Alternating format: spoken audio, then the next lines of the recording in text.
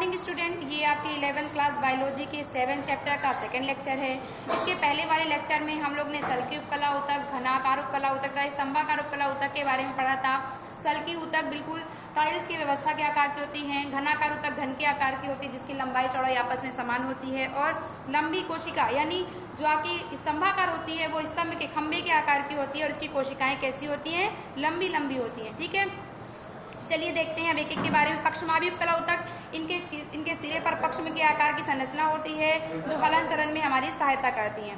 सल की उपकला ऊतक या एक चपटी कोशिकाओं के पतले स्तर से बनता है जिसके किनारे से क्या होते हैं, अनियमित होते हैं। देखिए ये किनारे से क्या है, बिल्कुल अनियमित हैं। यह ऊतक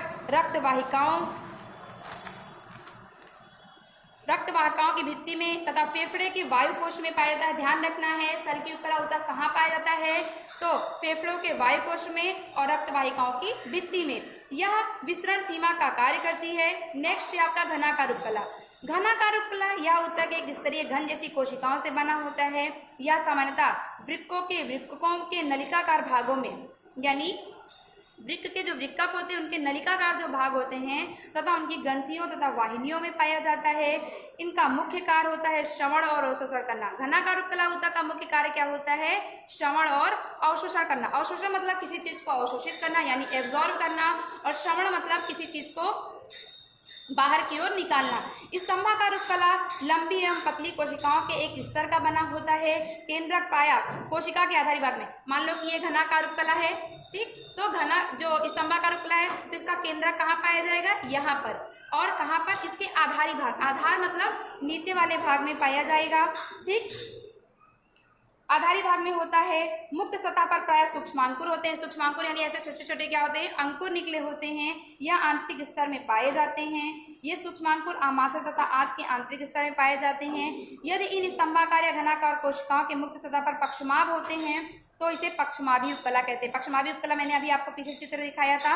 इनका कार्य होता है कड़ों अथवा श्लेष्मा के उपकला की सतह पर एक निश्चित दिशा में ले जाना, यानी ये मूवमेंट कराने का यानी हलन चलन कराने का कार्य करते हैं। कौन से ऊतक, पक्षमाभी उपकला ऊतक। ठीक है, इनका कार्य कड़ों तथा श्लेष्म की उपकला की सतह पर एक निश्चित दिशा में ले जाना होता है। यह मुख्यतः श्वसनिका एवं डिम्बवाहिनी नलिकाओं, डिम्बवाहिनी कहाँ पाई जाती है, अंडाशय में पाई जाती है। जैसे खोखले अंगों की भीतरी सतह में पाए जाते हैं।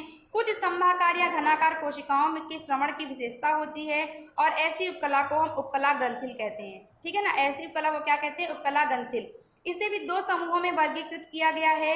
एक कोशिका जो पृथक ग्रंथिल कोशिकाओं का बना होता है, जैसे आहार नाल यानी पाचन तंत्र में पाई जाती है, वो आपको आगे पढ़ना है। आहार नल की कलश कोशिका तथा बहुकोशिका जो कोशिकाओं के पुंज, जैसे कि आपका एग्जाम्पल हो गया लार ग्रंथि का बना होता है।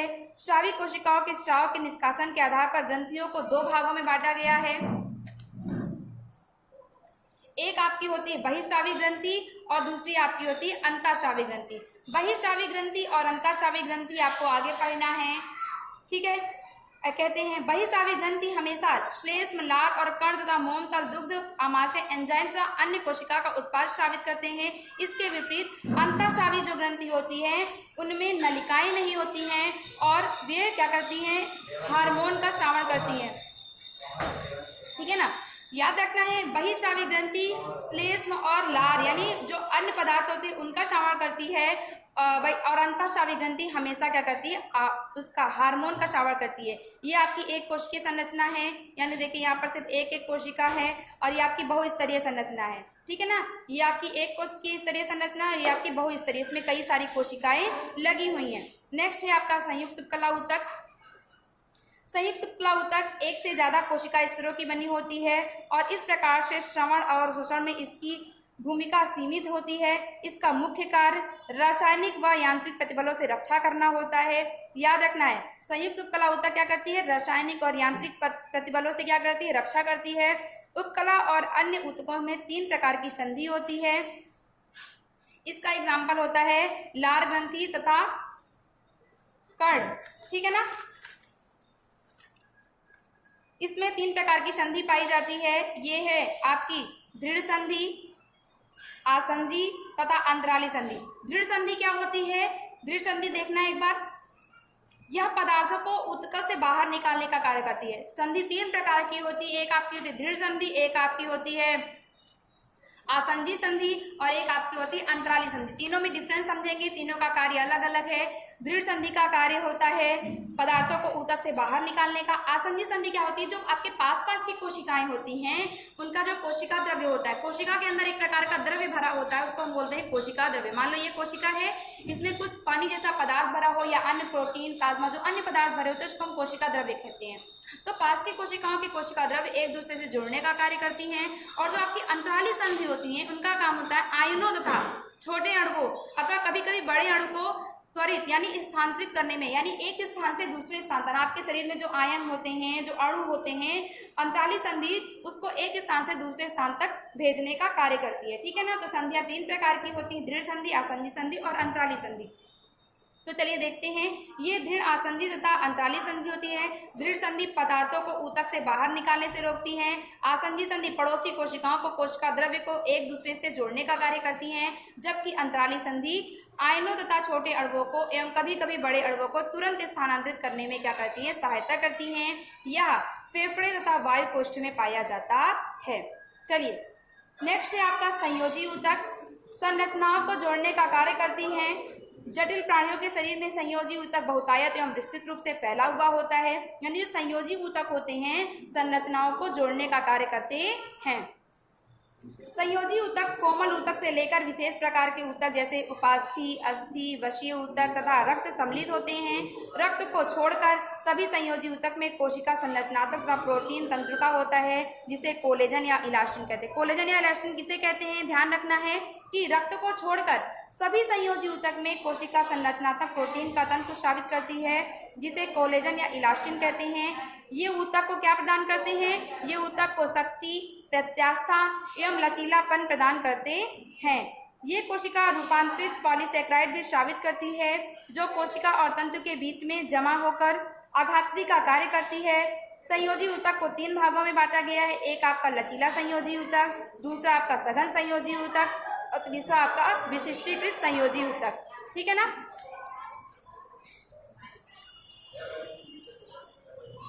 चलिए देखते हैं,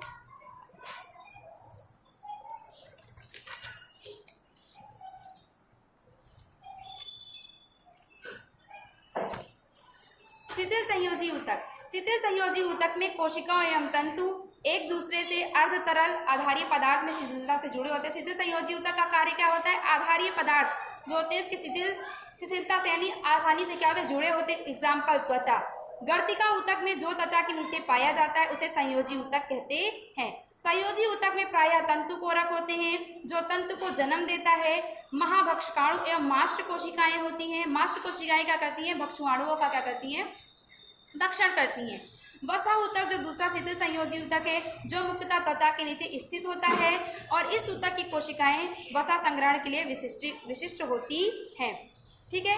सघन संयोजी ऊतकों में तंतु एवं तंतु कोशिकाएं दृढ़ता से व्यवस्थित रहती हैं। अभिविन्यास के आधार पर तंतु तथा तंतु कोरक सघन संयोजी ऊतक को नियमित संयोजी ऊतक तथा अनियमित संयोजी ऊतक में विभाजित किया गया। जो आपका सघन संयोजी ऊतक है उसको 2 भागों में विभाजित किया गया है, एक आपका नियमित संयोजी ऊतक और दूसरा आपका अनियमित संयोजी ऊतक। जो आपका सघन नियमित तंतु में तंतु कोरक समांतर तंतु के गुच्छों के बीच कतार में उपस्थित होते हैं, जो कंडराएं और कंकाल पेशी के अस्थि से जोड़ती हैं, तथा स्नायु जो एक अस्थि को दूसरे अस्थि से जोड़ती हैं, इसका उदाहरण है। कोलेजन तंतु का गुच्छा कंडराओं तथा प्रतिरोधी क्षमता को प्रदान करता है और उसे जो कोलेजन तंतु होता है वो जो कंडराएं होती बीच में, अभी आपको चित्र दिखाएंगे, उसे टूटने से बचाता है। और सघन नियमित संयोजी ऊतक लचीला स्नायु में पाया जाता है। यह ऊतक त्वचा में पाया जाता है और उपास्थि, अस्थि एवं रक्त विशेष प्रकार के संयोजी ऊतक हैं। आज के लिए बस इतना ही। नेक्स्ट वीडियो में हम तंत्रिका ऊतक के बारे में, हृदय पेशी, कंकाल पेशी, रेखित पेशी के बारे में पढ़ेंगे। Thank you.